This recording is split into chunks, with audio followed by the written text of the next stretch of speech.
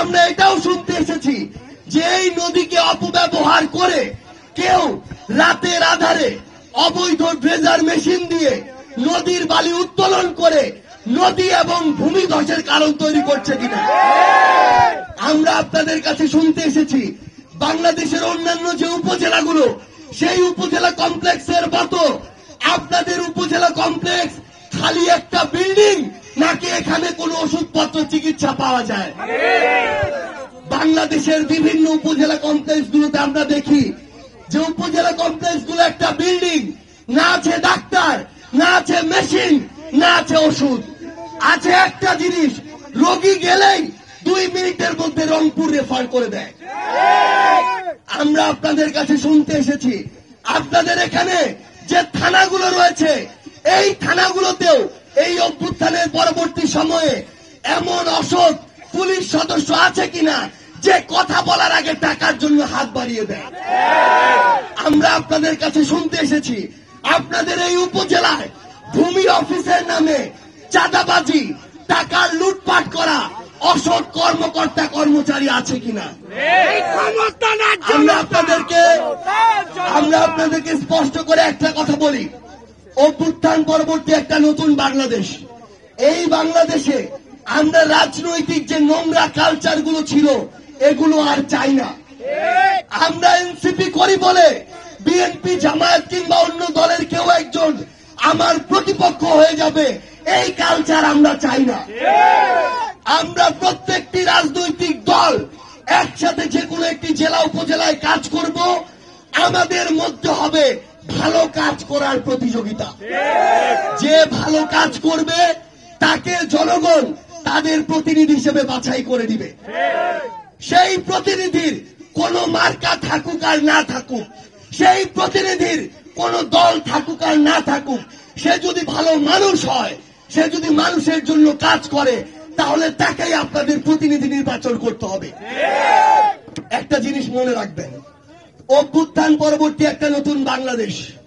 আপনার দিনাজপুর জেলায় 9 জন জীবন দিয়েছে, শত শত যোদ্ধা এই জুলাই অভ্যুত্থানে রক্তাক্ত হয়েছে, আহত হয়েছে।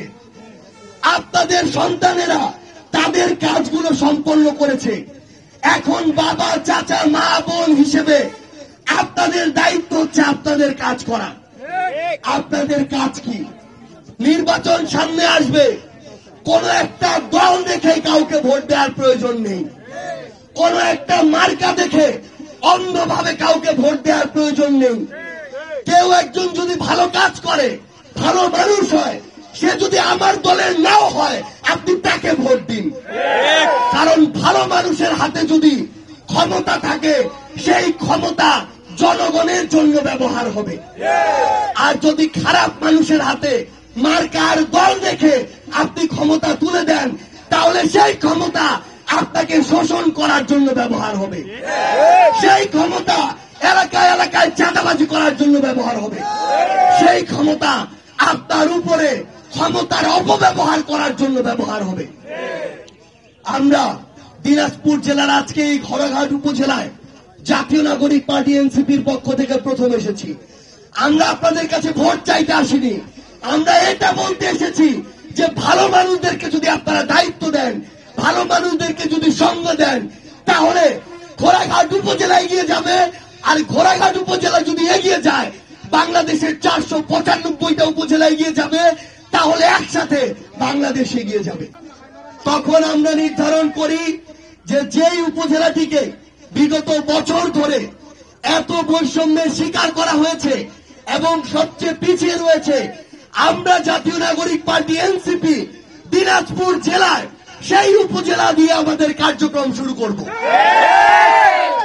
আমরা তেলা মাথায় তেল দেওয়ার নীতিতে বিশ্বাস করি না।